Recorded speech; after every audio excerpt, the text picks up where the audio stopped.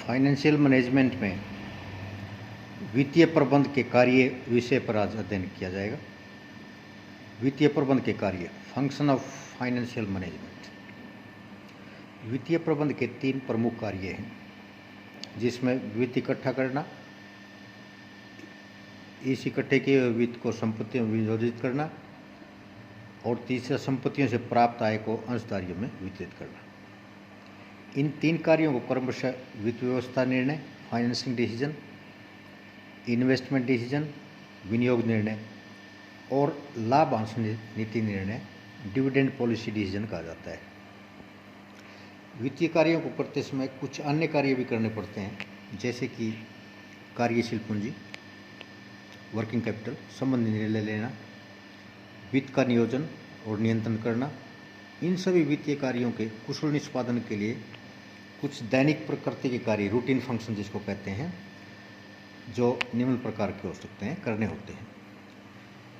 वित्तीय आवश्यकताओं का निर्धारण, वित्त व्यवस्था निर्णय, विनियोग निर्णय, कार्यशील पूंजी निर्णय, लाभांश नीति निर्णय, वित्तीय नियंत्रण जिसको फाइनेंशियल कंट्रोल निर्णय या को कंट्रोल करना, दैनिक प्रकृति कार्य और रूटीन फंक्शन।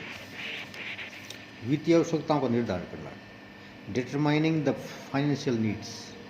वित्तीय प्रबंध का प्रथम कार्य व्यवसाय की वित्तीय आवश्यकताओं का अनुमान लगाना और निर्धारण करना है। इसके लिए व्यवसाय को अल्पकालीन और दीर्घकालीन वित्तीय आवश्यकताओं का अलग अलग अनुमान लगाना होता है। वित्तीय आवश्यकताओं का निर्धारण दीर्घकालीन दृष्टिकोण सामने रखकर किया जाता है, जिससे कि भविष्य में विस्तार के लिए तथा संयंत्र और मशीनरी के नवीनीकरण के लिए आवश्यक कोष उपलब्ध हो सके। वित्तीय आवश्यकताओं का निर्धारण करते समय वित्तीय प्रबंध को व्यवसाय की प्रकृति, भविष्य विस्तार की संभावनाएं, जोखिम के प्रति प्रबंध के दृष्टिकोण, सामान्य आर्थिक परिस्थितियों आदि को ध्यान में रखना चाहिए। वित्त व्यवस्था निर्णय, फाइनेंसिंग डिसीजन, यह कार्य विभिन्न साधनों से वित्त संग्रहण करने से संबंधित हैं। इस उद्देश्य के लिए वित्तीय प्रबंधक को ऋण और क्षमता अनुपात निर्धारित करना होता है, अर्थात कुल कोषों का कितना भाग ऋणों में इकट्ठा किया जाएगा और कितना भाग अंशधारियों को प्रदान किया जाएगा। ऋण और क्षमता के मिश्रण को ही फर्म का पूंजी ढांचा, कैपिटल स्ट्रक्चर अथवा लीवरेज कहा जाता है। ऋणों द्वारा कोष प्राप्त करने से अंशधारियों को उपलब्ध लाभ दर में वृद्धि होती है, परंतु इसमें जोखिम में भी वृद्धि होती है। अतः ऋण और क्षमता के बीच एक उचित संतुलन स्थापित करना होगा। विनियोग निर्णय, विनियोग निर्णय जिसे पूंजी बजटिंग भी कहते हैं, उन दीर्घकालीन संपत्तियों तथा परियोजनाओं के चुनाव करने से संबंध रखता है, जिनमें व्यवसाय द्वारा विनियोग किया जाएगा। दीर्घकालीन संपत्तियां उन संपत्तियों कहते हैं जिनमें भविष्य में दीर्घकाल तक लाभ प्राप्त होता रहेगा। कार्यशील पूंजी निर्णय, यह निर्णय चालू संपत्तियों के प्रबंध से संबंधित है।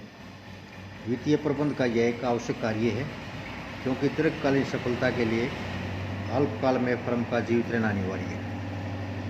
चालू संपत्तियों का प्रबंध इस प्रकार से किया जाना चाहिए जिससे कि चालू संपत्तियों का विनियोग न तो अपर्याप्त हो और न ही इतना कि अनावश्यक कोष चालू संपत्तियों में फंसे रहें।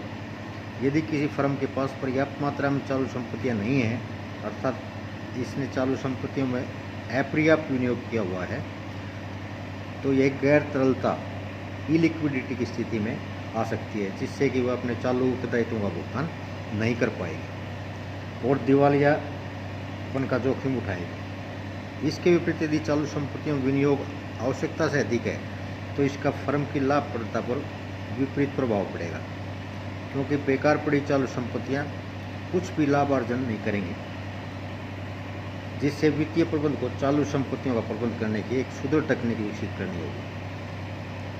इससे फर्म की कार्यशील पूंजी की आवश्यकताओं का सही प्रमाण लगाना होगा और यह सुनिश्चित करना होगा कि जब भी आवश्यकता हो उसी समय कोष करा दिए जाए।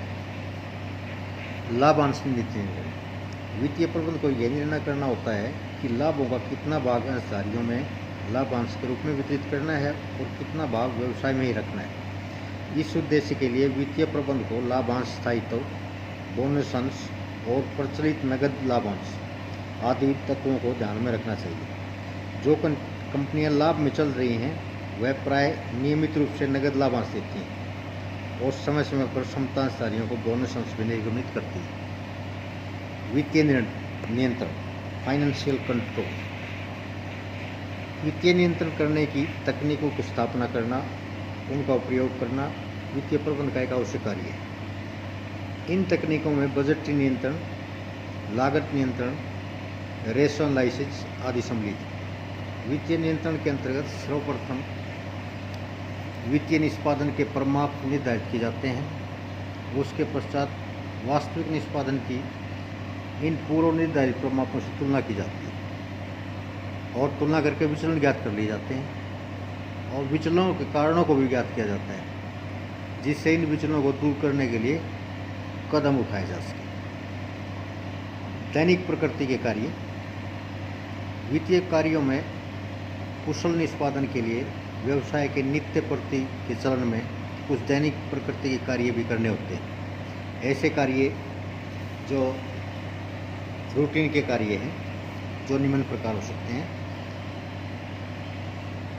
एक, रोकड़ प्राप्ति और भुगतान की देखभाल करना और रोकड़ शेष की सुरक्षा करना।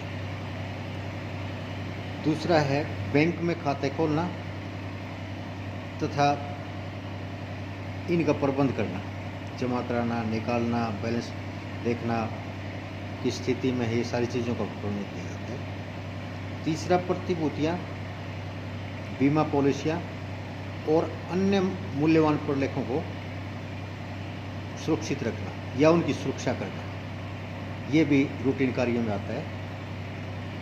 चौथा है रिकॉर्ड रखना और उसकी रिपोर्ट तैयार करना। और अंतिम है एक उचित आंतरिक अंकेक्षण व्यवस्था की स्थापना करना, इंटरनल ऑडिट, जिसमें साथ के साथ स्वतः ऑडिट होता रहे, इस तरह की चैन सिस्टम बनाना। ये कुछ रूटीन के कार्य हैं जो किए जाते हैं। Thank you.